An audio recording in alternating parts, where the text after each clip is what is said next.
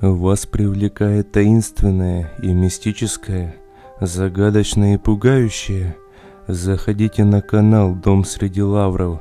Здесь вы найдете редкие материалы о странных и необъяснимых происшествиях, обзоры известных мистических событий и фактов со всего света, а также насладитесь будоражащими страшными историями.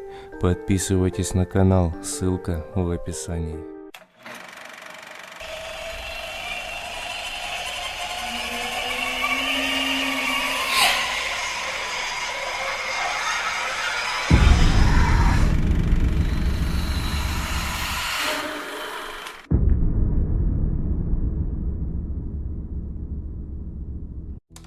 В юности, когда мне было 16-17 лет, я пил очень много, хотя был еще школьником.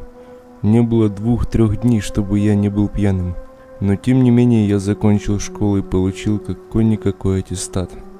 После окончания школы мы с одноклассниками, слава богу уже с бывшими, собрались в лес на шашлыки. Мне было идти ближе всех, так как в 15 метрах от моего дома проходила кольцевая дорога. Не помню почему, но я решил пойти чуть раньше остальных. Я был к тому моменту уже изрядно поддатый и слабо отдавал себе отчет, где нахожусь. Через пару-тройку часов и столько же извержений рвотных масс голова наконец начала немного соображать. Глянув на часы, 3 часа ночи. Если отец вернулся из командировки, то влетит же мне. И тут только до меня дошло, что я заблудился. Было темно, не видно низги, стало не по себе. Решил двинуться, куда глаза глядят, авось куда-нибудь выйду.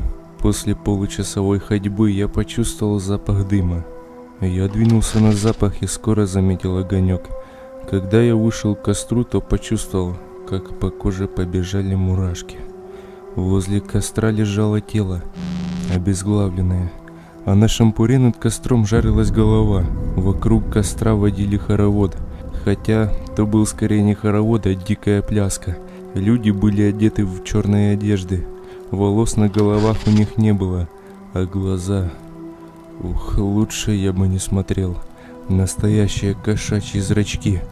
Тут у меня начало мутнеть в глазах, и я отключился. Проснулся на той же поляне в 7 часов утра.